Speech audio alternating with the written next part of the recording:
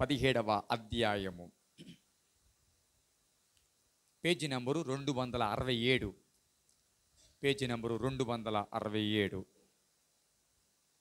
17వ అధ్యాయము 27వ వచనము నుండి చదువుతూ ఉన్నాను, జాగ్రత్తగా గమనించండి. దావీదు మహానయీమునకు వచ్చినప్పుడు రబ్బా పట్టణపు వాడైన నాహాషు కుమారుడకు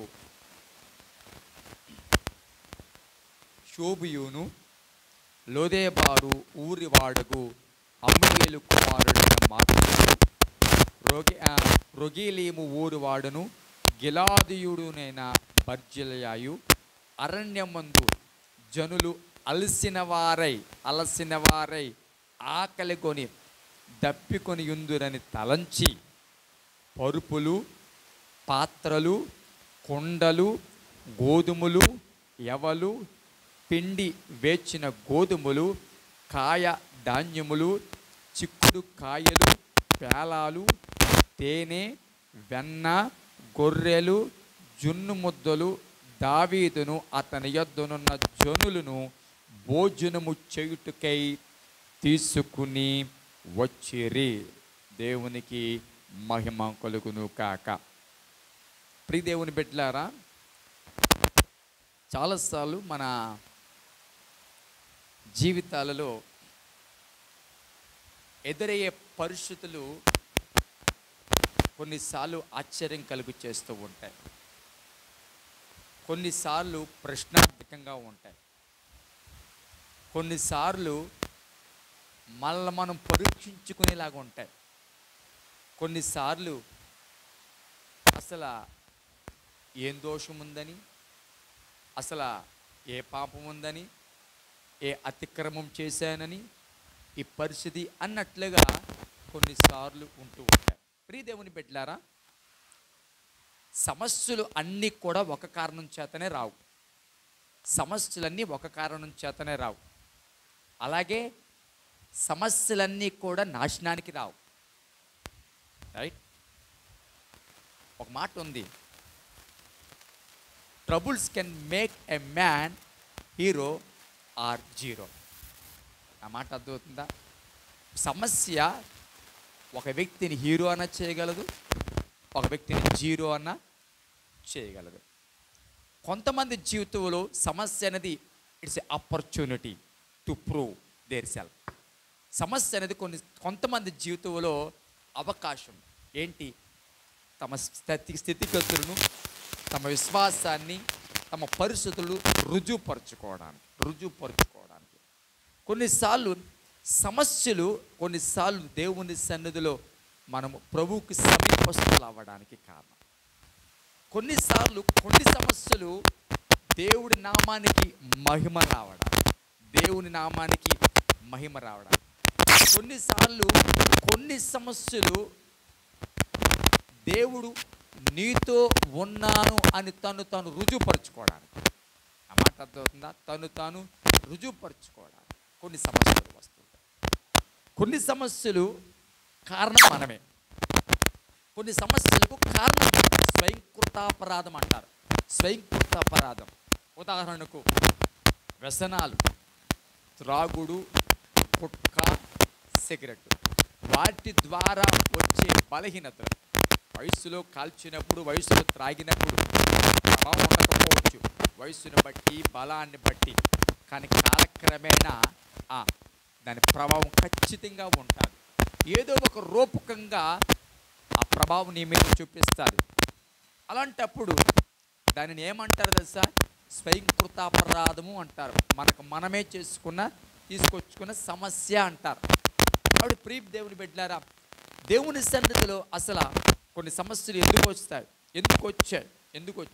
ఈ సమస్య రావడానికి కారణం ఏంటి, లేకపోతే ఈ సమస్యను వెనక దేవుడు నాకు నేర్పించాలనుకున్న పాఠం ఏంటి,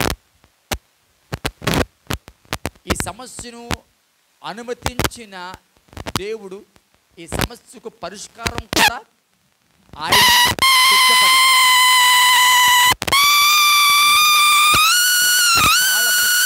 కాలాన్ని తయారు చేసిన వాడు ఈయన కూడా చేసిన వాడు కీని తయారు చేయకుండా ఉండడు. తాళము ఎక్కడ ఉండుందో తాళపు చెవి కూడా ఉంటుంది. తాళం కప్ప ఒక్కడే అమ్మడు షాపోడు. ఆ ఒక్కటే అమ్మితే నువ్వు కొనవు, దాంతోపాటు కీ కూడా అమ్ముతాడు. సో ప్రతి సమస్యకు పరిష్కారం అనేది ఖచ్చితంగా ఉంటుంది, ఉండకుండా ఉండదు. కొన్నిసార్లు డిలే అవ్వచ్చు, ఆలస్యం కావచ్చు, కొన్నిసార్లు వెంటనే జరగచ్చు, కొన్నిసార్లు దేవుడు నిర్ణయించిన సమయం వరకు ఎదురు చూడవలసి వస్తుంది. కొన్నిసార్లు దాని ద్వారా ఏది నీకు నేర్పించాలనుకుంటూ ఉన్నాడో. ఒక మాట ఉంది, don't love too much, don't hope too much, don't love too much, don't hope too much, don't help too much, because one day it can be hurt you so much. అన్నమాట అర్థమవుతుందా?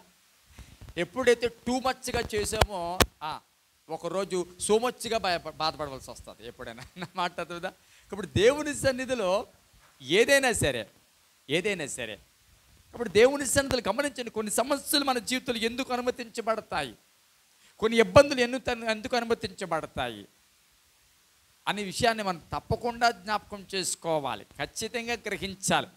అలా గ్రహించినప్పుడు నీ జీవితంలో ఏ పరిస్థితులైనా సరే నిలబడగలిగిన పరిస్థితులు ఉంటాయి. కొన్నిసార్లు వాక్యం ఉంది, శిష్యులతో అంటున్నారు, మీరు శ్రమలలో పడకుండా ఉండాలి అంటే మెలకువ కలిగి ప్రార్థన చేయండి. శ్రమలలో పడిన తర్వాత కాదు, పడకుండా ఉండాలంటే మనకేముండాలి?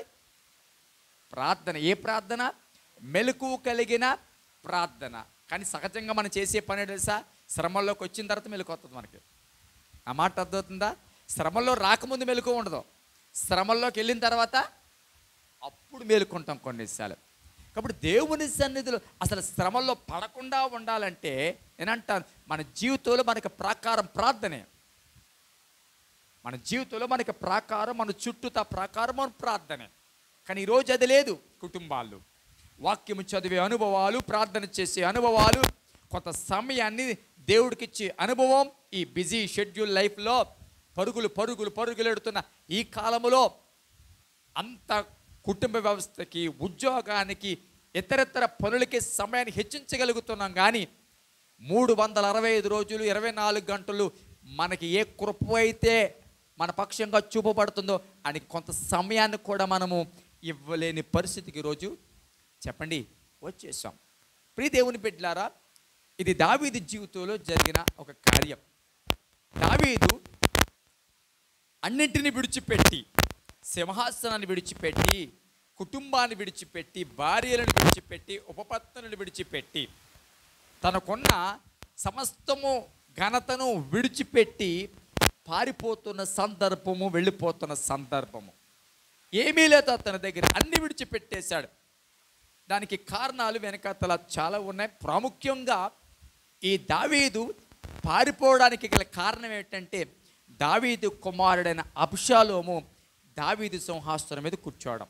బయటవాడు కాదు, దావీదు కుమారుడే దావీదు సింహాసనం మీద కూర్చున్నాడు. ఆ దావీదు సింహాసనం మీద అతను కూర్చోవడానికి దావీదుని అనేక మంది ముందు చెడ్డ చేసి పారిపోయేటట్లుగా చేస్తూ ఉన్నాడు. తన సొంత కొడుకే ప్రజలను తన వైపుకు త్రిప్పుకొని, మనస్సులను మార్చి, రాజ్యాన్ని తన వైపుకు త్రిప్పుకొని, ప్రజల అభిష్టాలను గుర్తెరిగి తన వైపుకు త్రిప్పుకొని, దావీదుని ఏకాకిని చేసి ఒకానొక సమయంలో తనకు తానే రాజుగా ప్రకటించుకున్నాడు. తనకు తానే. దావీదు ఇచ్చిన అధికారం కాదు, నా వెనక అబ్షాలోము నువ్వు కూర్చోనలేదు. దావీదు ఇష్టపూర్వకంగా అబ్షాలోముని సింహాసనం మీద కూర్చోబెట్టలేదు. కానీ అబ్షాలోము కుయుక్తి పన్ని దావీదును నమ్మించి మోసం చేసి దావీదును అక్కడి నుంచి పారిపోయేటట్లుగా చేసి ఆ సింహాసనం మీద కూర్చున్నాడు. ఇప్పుడు ఎంత గొప్ప దావీదు! ఒకప్పుడు ఇశ్రాయేలుకి దీపం లాంటి అని పిలుచుకున్న దావీదు, నీవు మాకు ఉండాలనుకున్న ఇశ్రాయేలుకి ఎన్నోసార్లు ఒంటి చేతిలో విజయాలు తీసుకొచ్చిన దావీదు, దేవుడు హృదయానుసారుడు అనిపించుకున్న దావీదు, ఇశ్రాయేలునందరికీ ఆశీర్వాదకరంగా ఉన్న దావీదు పరిస్థితి ఏంటో తెలుసా? ఇప్పుడు పారిపోతున్న పరిస్థితి, వెళ్ళిపోతున్న పరిస్థితి, ఎవరు అతని పక్షంగా లేకుండా పోతున్న పరిస్థితిలో కనబడుతూ ఉంది. అయ్యో ఏంటి పరిస్థితి అనుకుంటూ వెళ్ళిపోతూ ఉన్నాడు. 17వ అధ్యాయంలో మనం చూసినట్లయితే, 17వ అధ్యాయం కంటే ముందు మనం చూసినట్లయితే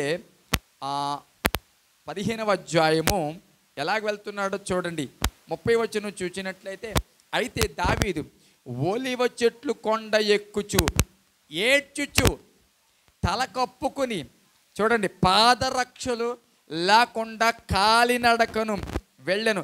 అతని యొద్దనున్న జనులందరూ తలలు కప్పుకుని ఏడ్చుచు కొండ ఎక్కిరి. చూసారా ఎలాంటి పరిస్థితి దావీదుకు వచ్చిందో చూడండి.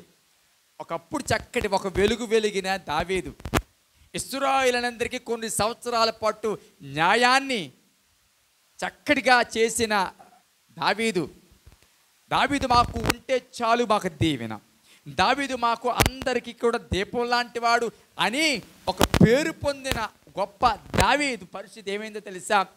పాదరక్షలు కూడా లేకుండా ముఖం మీద గుడ్డ కప్పుకుని ఏడ్చుచు కొండ ఎక్కిన పరిస్థితి. ఆ పై వచనాల్లో చూసినట్లయితే మందసం కూడా దావీదుతో లేదు.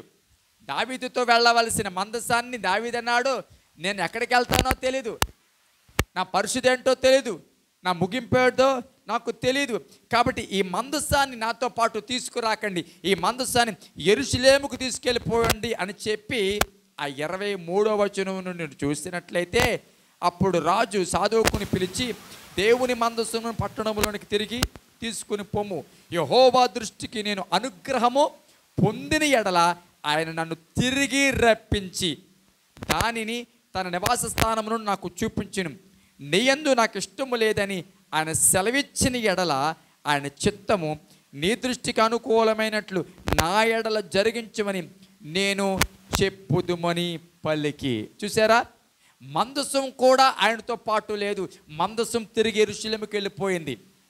ప్రతికూల పరిస్థితులలో, పాదరక్షలు కూడా లేని పరిస్థితుల్లో, కన్నీళ్లతో వేదనకరమైన పరిస్థితుల్లో కొండ ఎక్కుతూ ఏడ్చుచు దావీదు చెప్తున్న మాట తెలుసా? ఒకవేళ దేవుడికి ఇష్టమైతే, దేవుడి చిత్తమైతే నేను మరలా తిరిగి వస్తాను, దేవుడికి ఇష్టమైతే ఇది మరలా నాకు ఇవ్వాలి, ఈ స్థితి నాకు మరలా ఇవ్వాలి, ఈ ఆధిక్యతను నాకు మరలా ఇవ్వాలి అని అనుకుంటే, దేవుడికి నచ్చితే నేను మరలా తిరిగి వస్తాను. ఎందుకు తెలుసా? దావీదు జీవితంలో తెలుసు, దావీదు తన ఇష్టపూర్వకంగా తన శక్తి సామర్థ్యముల చేత సంపాదించుకుంది కాదు ఆధిక్యత, దేవుడిచ్చింది. ఏ రోజు కూడా దావీదు తనకున్న ఆధిక్యతను తనది అనుకోలేదు, ఏ రోజు కూడా తనకున్న గొప్పతనాన్ని తనదే అనుకోలేదు, తనకున్న తెలివితేటలు ప్రజలిచ్చే సాక్ష్యము తన గొప్పతనం అనుకోలేదు. ప్రతిసారి దావీదుకు తెలుసు అది తన పక్షంగా దేవుడు చూపిన కృపని. గొర్రెలు కాసుకున్న వాడిని తీసుకొచ్చి ఎవరి స్థితిలో పెట్టాడో దావీదుకు తెలుసు. అందుకే గమనించండి, ఇప్పుడు ప్రతికూల పరిస్థితుల్లో తన పరిస్థితులు తాను దేవుడి చిత్తానికి అప్పగించుకుంటూ ఉన్నాడు. నా జ్ఞానం చేత నేను మరలా ఇక్కడ రాను, కానీ నా తెలివితేటల చేత నేను మరలా రాను. దావీదు గురించి ప్రజలు ఇచ్చిన సాక్ష్యం ఏంటి తెలుసా? ఒక్క దావీదు 10,000 మందికి సాటి. ఏంటండి నేనంటాను, ఒక్కడు 10,000 మందికి సాటి అంటే అసలు ఎలాగ ఆలోచించాలండి? దావీదు నా బలం చేత, నా తెలివితేటల చేత అబషాలోమును ఓడించడం ఎంతసేపు? దావీదుకున్న అనుభవం కానీ, దావీదుకున్న జ్ఞానం కానీ, దావీదుకున్న యుద్ధ నైపుణ్యం కానీ అబషాలోముకు ఉందా? లేదే. ఇవన్నిటి ముందు అబషాలోము ఏమీ లేదు. కానీ తన జ్ఞానము చేత వెళ్ళాలి, మళ్ళీ తన జ్ఞానం చేత సంపాదించాలనుకోవట్లేదు. ఈ ప్రతికూల పరిస్థితులను దేవుడి చేతికి అప్పగిస్తూ ఉన్నాను, ఈ కన్నీటిను దేవుడి చేతికి అప్పగిస్తూ ఉన్నాను. ఆయనే ఒకప్పుడు గొర్రెలు కాసుకుంటున్న వాడిని తీసుకొచ్చి ఈ స్థితిలో పెట్టాడు, ఇప్పుడు మరలా ఈ స్థితిలోకి నేను వెళుతూ ఉన్నాను, కాబట్టి నేను దేవుడి చిత్తానికి అప్పగించుకుంటూ ఉన్నాను. ఈ వాక్యం వెంట ప్రియబిడ్డలారా, స్థితి ఏదైనా, సమస్య ఏదైనా, పరిస్థితి ఏదైనా ఎప్పుడూ కూడా దేవుడి చిత్తానికి అప్పగించుకో.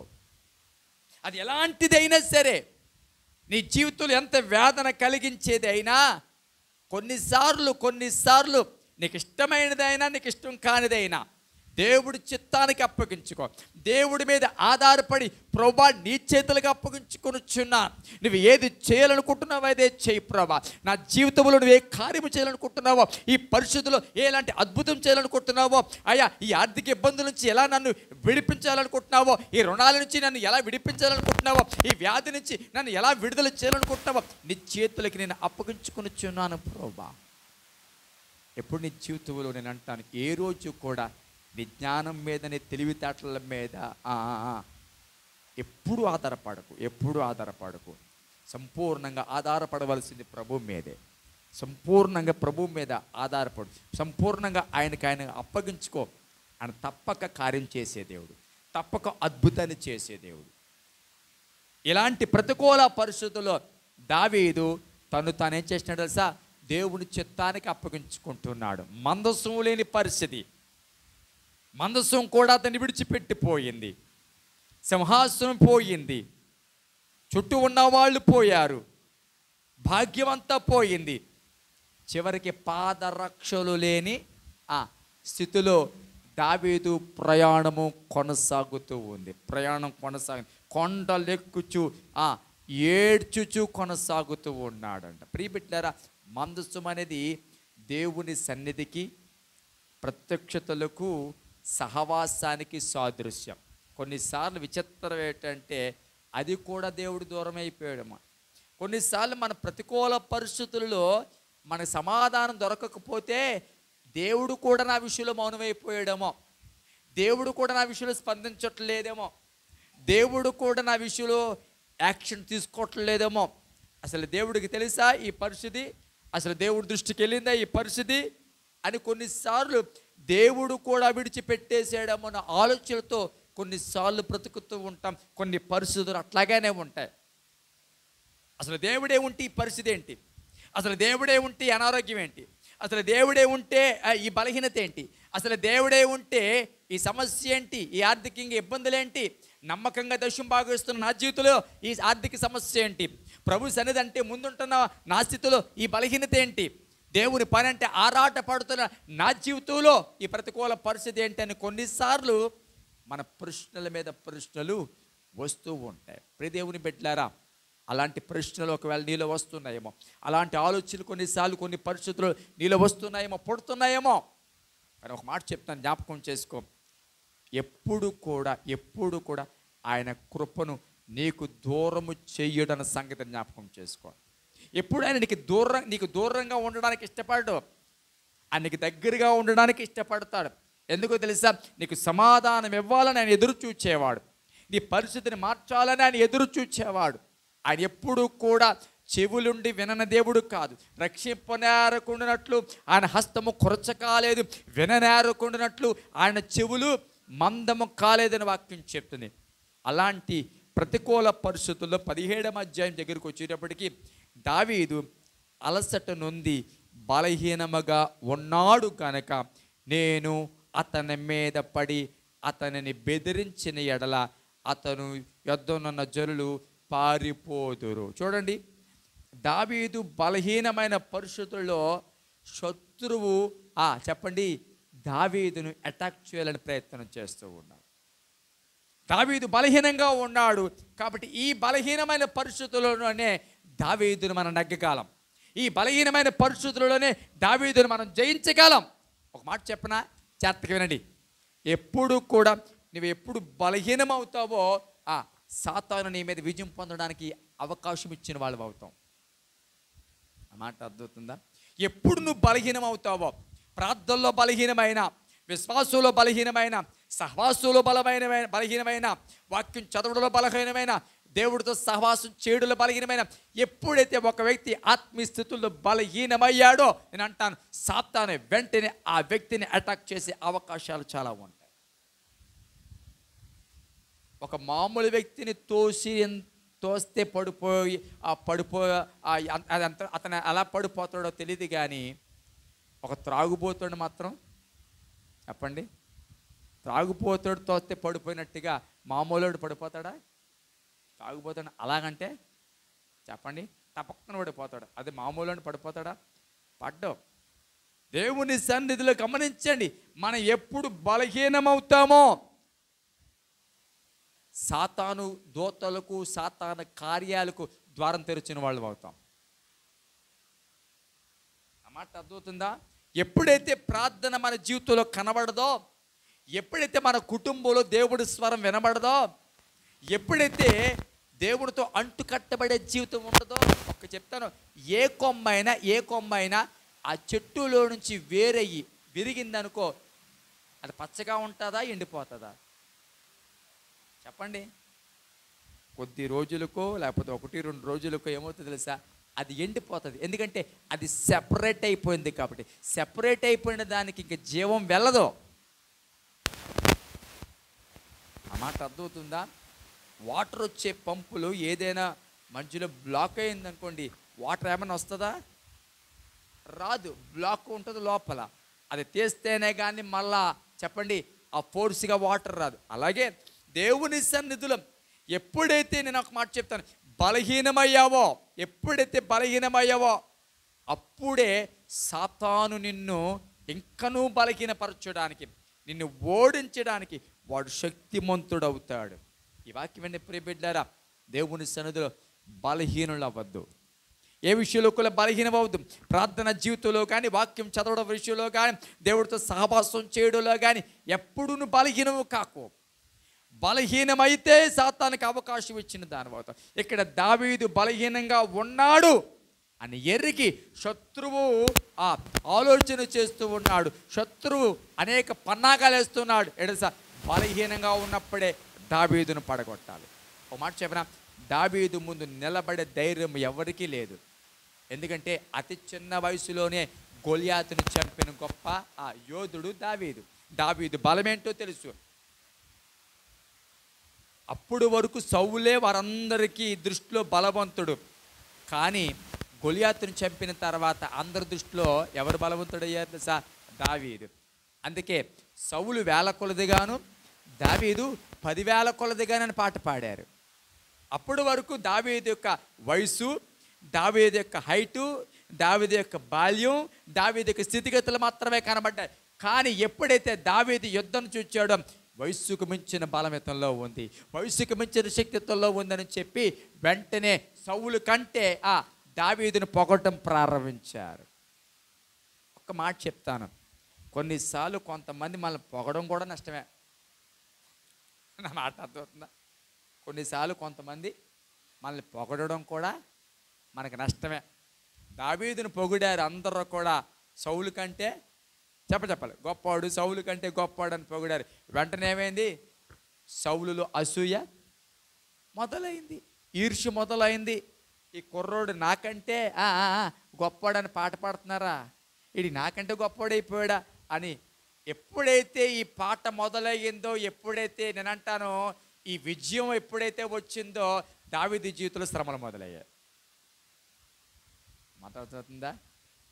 గొలియాతుని చంపిన తర్వాత దావీదు జీవితంలో ఏం మొదలయ్యాయి చెప్పాలి గట్టిగా. కొన్నిసార్లు మన అభివృద్ధి చెందుతున్నప్పుడే సమస్యలు ఎక్కువైపోతాయి. ఆ మాట్లాడుతున్నా, మన జీవితం జయకరంగా వెళుతున్నప్పుడే, మన జీవితం బాగుంటుంది అన్నప్పుడే, మన జీవితము చక్కగా వెళ్ళిపోతుంది, వృద్ధి చెందుతున్నాం, ఆశీర్వదించబడుతున్నాము, హెచ్చించబడుతున్నాము అనుకున్నప్పుడే కొన్నిసార్లు సమస్యలు ఆవరిస్తాయి. ఎందుకంటే ఎక్కడున్నాం తెలుసు, మనం వేషపు చూపు నిలిపే మనుషుల మధ్య ఉన్నాం. ఏం చూపు చెప్పాలి గట్టిగా అందరూ? వేషపు చూపు. కుటుంబంలో ఎవరైనా బాగుంటే చూడలేరు, ఒకళ్ళు హెచ్చించబడుతుంటే చూడలేరు, ఒకళ్ళు చక్కగా దినదినము వృద్ధి చెందుతుంటే చూడలేని మనుషుల మధ్య మనం ఉంటూ ఉన్నాం. ఇక్కడ దావీదు బలహీనుడుగా ఉన్నాడు. అతను చంపుదాము అనే ప్రయత్నాలు జరుగుతూ ఉన్నాయి. ఎన్నో ప్లాన్ల మీద ప్లాన్లు వేసుకుంటూ ఉన్నారు. శత్రువులు ఒకళ్ళొకళ్ళు కలుసుకుంటున్నారు, ఒకళ్ళొకళ్ళు మాట్లాడుకుంటున్నారు. అందులో ఒకడున్నాడు అహితోపెలు అన్నవాడు. ఈ అహితోపెలు అన్నవాడితో అబ్షాలోము మంత్రాలు జరుపుతున్నాడు. ఎలాగూ మా నాన్న చంపాలి, ఎలాగూ దావీదును చంపాలి, ఈ బలహీనంగా ఉన్నప్పుడే దావీదును చంపేద్దాం, ఎలాంటప్పుడే దావీదు మీద మన విజయాన్ని పొందగలుగుతాము అని దావీదును చంపేద్దాం మన పరిస్థితులలో అరణ్యములో దావీదు ఏడుస్తూ తిరుగుతూ ఉంటే, వాక్యం చెప్తుంది, మనం చదివిన వాక్య భాగంలో, అరణ్యములో ఎటు వెళ్ళాలో తెలియని పరిస్థితిలో ఉన్న దావీదుకు దేవుడు అద్భుతమైన సహాయాన్ని అందించాడు. దేవునికి స్తోత్రం.